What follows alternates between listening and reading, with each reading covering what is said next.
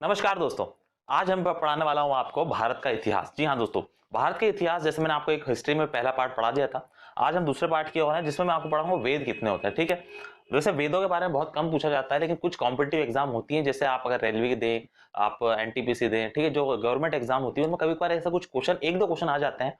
और एक खास हाल ही में एक वाकया हुआ था जब यूपीएससी के इंटरव्यू में एक बंदे से पूछ लिया गया था, कुछ चंद सवाल पूछे थे और वो इन्हीं के बेसिस पे थे। तो मैं वो चीजें पढ़ाऊंगा आपको वेदों के बारे में जो आपके एग्जाम पॉइंट ऑफ व्यू से काम आए। मैं फालतू चीजें ऐसी कुछ नहीं पढ़ाऊंगा जिसको हमारे कोई नॉलेज से कोई मतलब ही नहीं। ठीक है, तो देखो सबसे पहले हम बात करेंगे, चार वेद होते हैं। कौन कौन से? ऋग्वेद, यजुर्वेद, सामवेद और अथर्ववेद। ठीक है, तो मैंने पॉइंट वाइज लिख दिया है ताकि आसानी रहे समझने में। देखो ऋग्वेद की अगर बात करें तो ऋग्वेद क्या करता है, जो आर्य थे, आपको मालूम होगा कि जो आर्य थे, ठीक है, सबसे पहले हमारे भारत देश में आया था, या कहे मैं उन्हीं का मतलब हमारे वेस्टर्न कंट्री से आए थे, वेस्ट एशिया से आए थे। तो वहां से बात करते हैं, जो आर्य थे सबसे पहले आए थे, तो उनके राजनीतिक प्रणाली का विवरण इसी में मिलता है। ठीक है, उसके बाद इसमें गायत्री मंत्र है।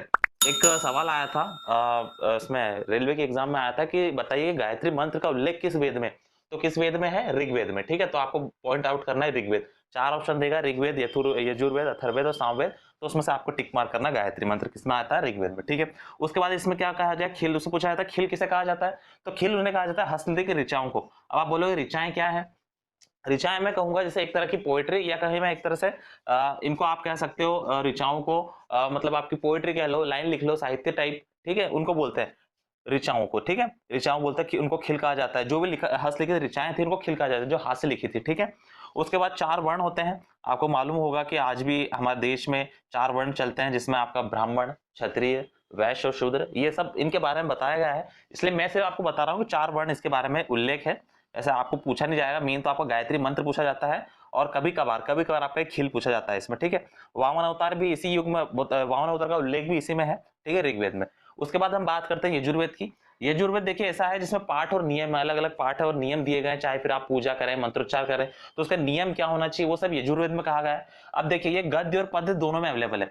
तो ऐसा भी सवाल आता है कि कौन सा वेद है जो गद्य और पद्य दोनों में अवेलेबल है। अब गद्य और पद्य क्या मतलब? ये जो साहित्य, साहित्य मतलब जो लिखा हुआ साहित्य है ना, आप साहित्य पढ़ते हैं, हिंदी साहित्य हो गया, इंग्लिश लिटरेचर हो गया, तो एक तरह से लिटरेचर में भी अवेलेबल है। और पद्य मतलब है कि एक तरह से पोएट्री में भी अवेलेबल, मतलब कविता के रूप में भी।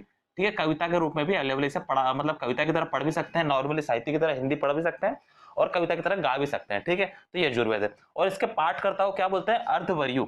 अर्धवर्यु, ठीक है, मतलब जो पढ़ता है इसे, जैसे मान लो कोई पढ़ता है तो उसे क्या करते हैं? अर्धवर्यु। तो दो क्वेश्चन इसमें से बनते हैं यजुर्वेद से, कि ये पहले बताओ कि कौन सा वेद है जो गद्य और पद्य दोनों में अवेलेबल है, और दूसरा इसका पाठकर्ता को क्या कहते हैं। ठीक है, उसके बाद आता है सामवेद। सामवेद में देखिए गाए जाने वाले रचनाओं का संकलन है। अब गाए जाने वाले क्या मतलब, जैसे इसमें क्या ऐसा कहते हैं भारतीय संगीत का जनक, मतलब यहीं से जो सारे गामा पाधा निसा जो हमारे धुन आई है, ठीक है, जितने भी गाए जाने वाली ऋचाएं हैं, ठीक है, वो सभी यहाँ से आई है, सामवेद से।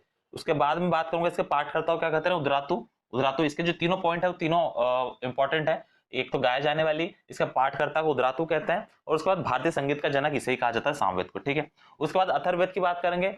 ये किसने अथर्ववेद किसने रचित की थी? अथर्वा ऋषि। इसका नाम कहीं पूछा जाता है हमेशा कि कौन से ऋषि ने लिखा था, रचित किया था? अथर्वा ऋषि। ठीक है, उसके बाद इसमें रोग निवारण समस्याओं का सभी का समाधान है अथर्ववेद।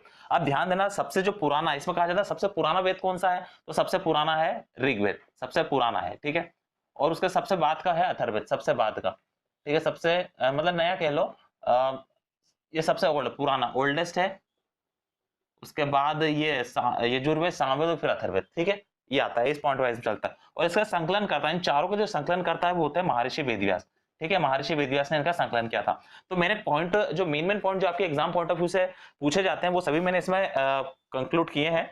होप इसमें तो कुछ छूटा नहीं होगा। मैंने ऐसे कोई चीज नहीं बताई जो किसी काम की नहीं है। ठीक है, आपके एग्जाम पॉइंट ऑफ व्यू से जो जो काम की आती है वो मैंने बता चुका हूँ। ज्यादा से ज्यादा आपका गायत्री मंत्र पूछ सकता है, वो आपका खिल के बारे में पूछेगा, अर्धवर्यु है, फिर आपके गद्य और पद्य कौन सा है वेद वो पूछ लेगा, फिर आपकी ऋचाओं का वर्णन, उदरातु किसे कहते हैं, भारतीय संगीत का जनक, ठीक है, और फिर अथर्व ऋषि कौन है। बस ये जो मेन पॉइंट है वो मैंने आपको बता चुका हूँ। होप आपको पसंद आया होगा इन वेद वाला वीडियो। अगर पसंद आए तो हमेशा लाइक करें, शेयर करें, सब्सक्राइब करें। आपके अपने चैनल आईएएस अनपढ़ को। मिलता हूँ अगले वीडियो में, तब तक के लिए धन्यवाद।